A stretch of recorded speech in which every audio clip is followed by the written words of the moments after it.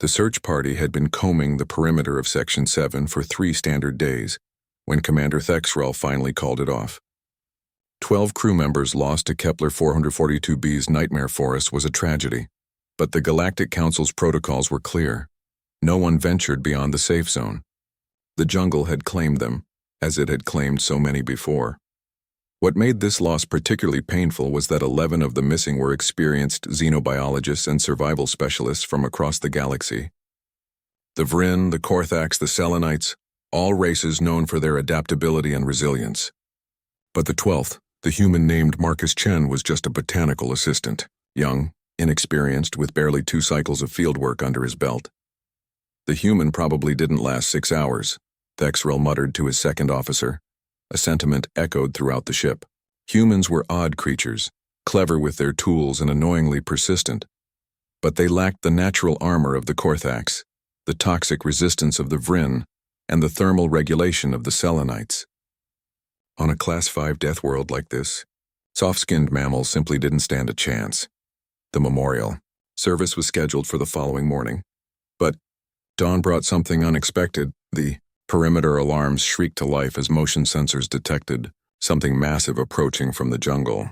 The security team scrambled, weapons charged, expecting one of the planet's apex predators. What emerged from the tree line made every member of the crew question their perception of reality. It was Marcus Chen. The human walked casually through the morning mist, wearing clothes that had been torn and restitched with vine fibers. His skin was tanned and marked with what appeared to be insect bites, but he moved with confident, easy strides. Slung over his shoulder was a makeshift sack bulging with what looked like food. In his other hand, he carried a roughly carved walking stick, but none of that was as shocking as what followed him. Padding behind Marcus, docile as a domesticated pet, was a Kepler Ripper, the 6-legged apex predator that had killed 3 expedition members in the first week.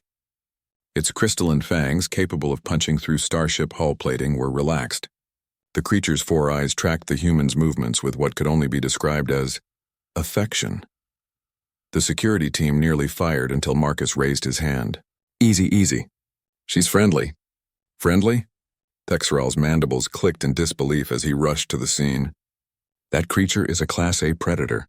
And where are the others? Marcus's expression darkened. Didn't make it. The first night, a swarm of those bioluminescent wasps hit us. Then the ground gave way into a sinkhole. By the time I woke up, I was the only one. He paused, taking a breath. The only one left alive.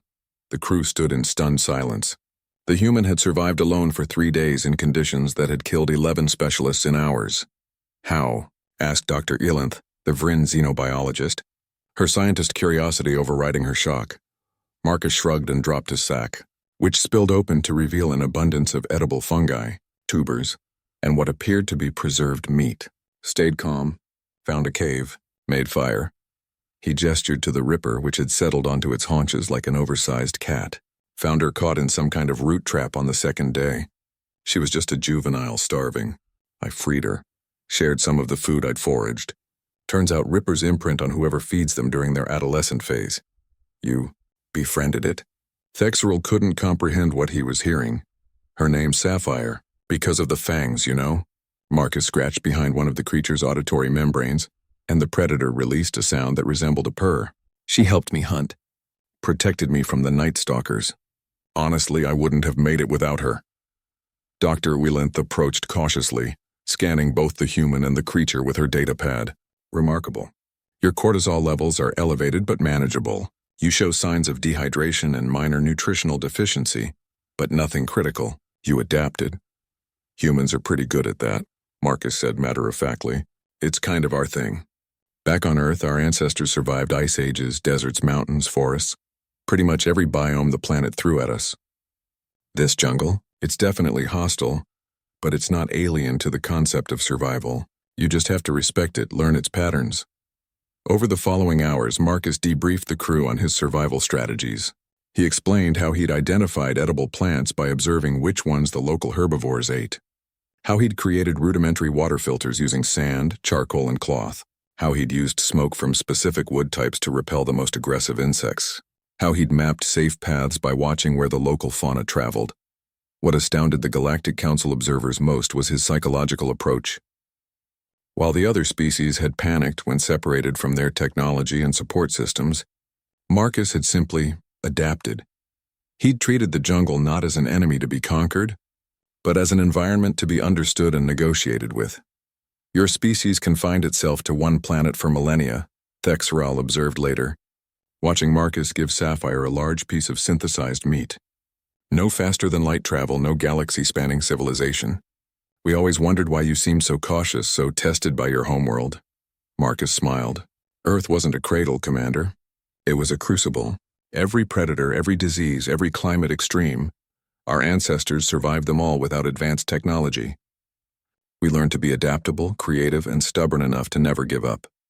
He looked back toward the jungle. Turns out those skills transfer pretty well. In his official report, Thexral noted that while the loss of 11 crew members was a tragedy, the humans' survival provided invaluable data on Kepler 442b's ecosystem. He also recommended that future expeditions to high-risk environments include humans in the survival team. Privately, he added a note that would circulate through Galactic Council channels for years to come. Humanity spent 4 million years surviving on a death world. They didn't just survive, they thrived, spread, and dominated. We should never underestimate what desperation, adaptability, and a stubborn refusal to die can accomplish. Also, they somehow make pets of everything. Everything. Marcus Chen returned to duty 3 days later, fully recovered. Sapphire remained with him, officially classified as a bonded companion animal. The sight of a human walking the ship's corridors with a Kepler Ripper at his heels became oddly normal. After all, humans had been doing the impossible since they climbed down from the trees. Why should space be any different?